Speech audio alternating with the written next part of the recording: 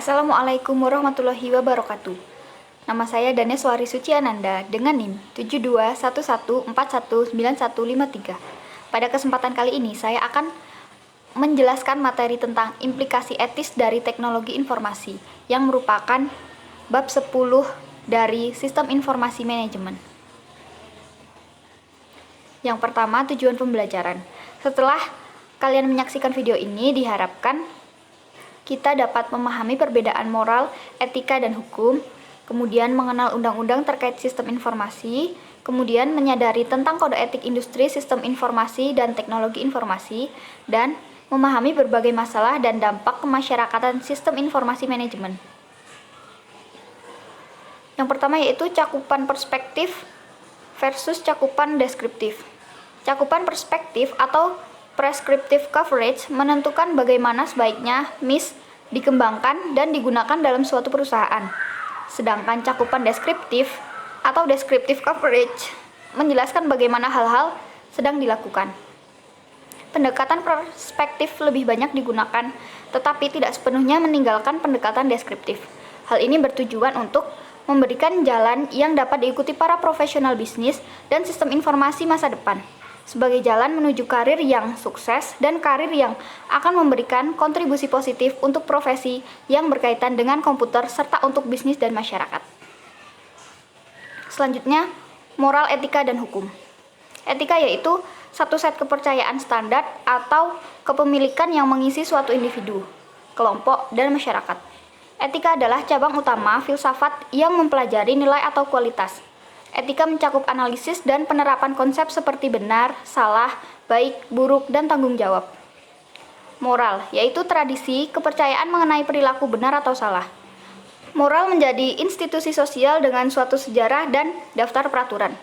Aspek benar dan salah berhubungan sangat erat dan terangkum dalam jenis norma hukum yang ada dalam masyarakat. Moral dalam penggunaan teknologi komputer menuntun kepada tindakan yang tidak merugikan orang lain. Kemudian hukum merupakan peraturan perilaku yang dipaksakan oleh otoritas berdaulat, seperti pemerintah pada rakyat atau warga negaranya. Hukum paling mudah diterapkan karena berbentuk tertulis. Di lain pihak, etika dan moral tidak didefinisikan secara persis dan tidak disepakati oleh semua anggota masyarakat.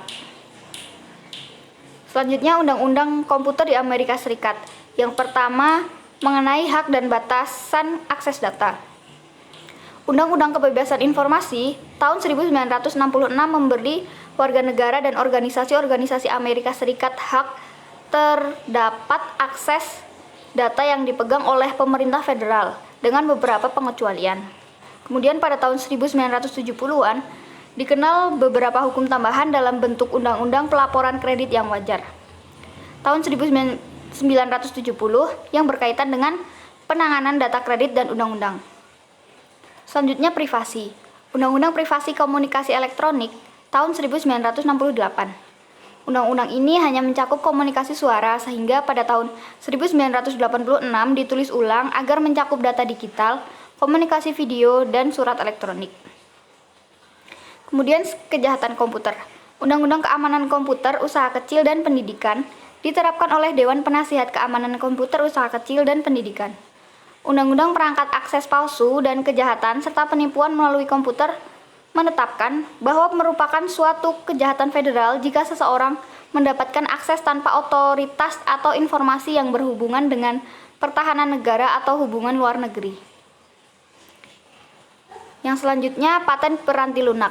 Pada bulan Juli 1988, Pengadilan Banding Federal Amerika Serikat memutuskan bahwa proses bisnis harus dipatenkan. Kasus ini kemudian dikenal dengan State Street Decision. Selanjutnya, Undang-Undang Paten Peranti Lunak di Uni Eropa.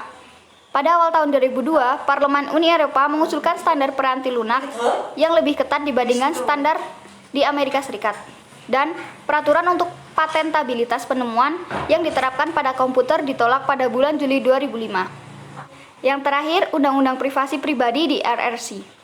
Saat ini, pemerintah Cina sedang berfokus untuk menerapkan peraturan penggunaan komputer dan internet. Peraturan ini menyatakan bahwa penggunaan perangkat ini tidak boleh mengganggu keamanan negara, kepentingan sosial, kepentingan warga negara yang berasaskan hukum, dan privasi. Namun hingga saat ini definisi dari istilah ini belum tersedia. Materi selanjutnya yaitu kebutuhan akan budaya etika. Yang pertama, bagaimana budaya etika diterapkan. Tugas dari manajemen tingkat atas adalah untuk meyakinkan bahwa konsep etikanya merasuk ke seluruh organisasi dan turun ke jajaran bawah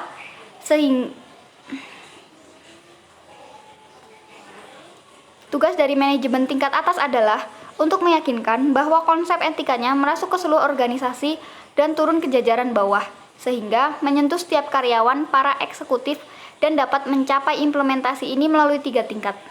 Dalam banyak kredo perusahaan, program etika, dan kode perusahaan yang telah disesuaikan. Yang kedua, menempatkan kredo, program, dan kode pada tempatnya. Kredo perusahaan memberikan dasar untuk pelaksanaan program etika perusahaan. Kode etik tersebut menggambarkan perilaku-perilaku tertentu yang diharapkan dilaksanakan oleh para karyawan perusahaan dalam berinteraksi antara satu dengan yang lain dan dengan elemen-elemen lingkungan perusahaan. Materi selanjutnya, alasan dibalik etika komputer. Alasan pentingnya etika komputer itu ada 3. Yang pertama, kelenturan secara logis. Kemampuan untuk memprogram komputer untuk melakukan hampir apa saja yang ingin kita lakukan. Komputer akan melakukan tepat seperti apa yang diinstruksikan oleh si pemrogram, dan hal ini bisa menjadi pikiran yang menakutkan. Yang kedua, faktor transformasi. Faktor ini didasarkan pada fakta bahwa komputer dapat mengubah cara kita mengerjakan sesuatu dengan drastis. Salah satunya, contoh yang baik adalah email. Email tidak menggantikan surat biasa atau sambungan telepon, melainkan menyediakan cara berkomunikasi yang benar-benar baru. Dan yang ketiga, faktor ketidaktampakan. Karena masyarakat memandang komputer sebagai kotak hitam, seluruh operasi internal komputer tersebut tersembunyi dari penglihatan kita.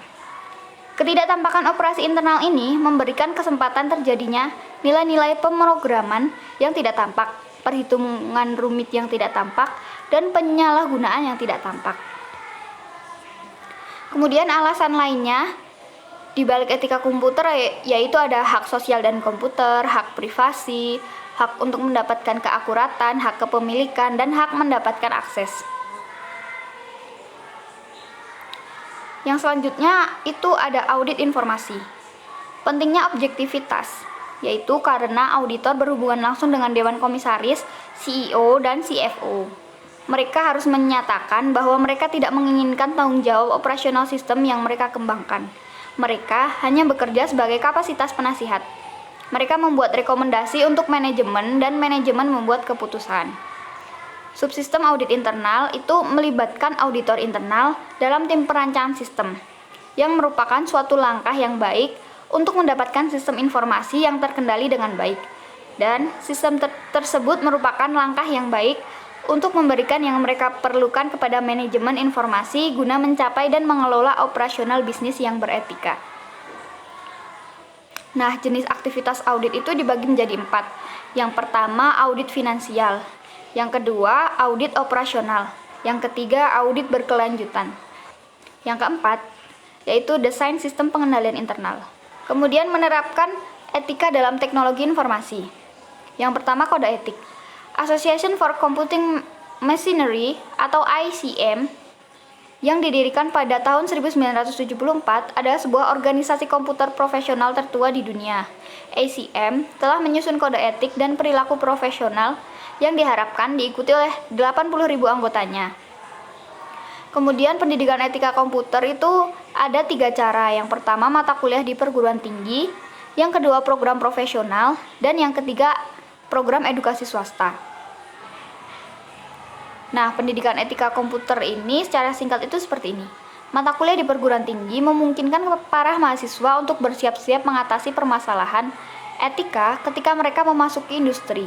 Dan program profesional dan swasta memungkinkan manajer dan karyawannya di setiap tingkatan untuk menjaga kesadaran beretika serta komitmen mereka seiring dengan perubahan tuntunan sosial. Sekian yang dapat saya sampaikan. Mohon maaf apabila terdapat banyak kekurangan. Terima kasih. Wassalamualaikum warahmatullahi wabarakatuh.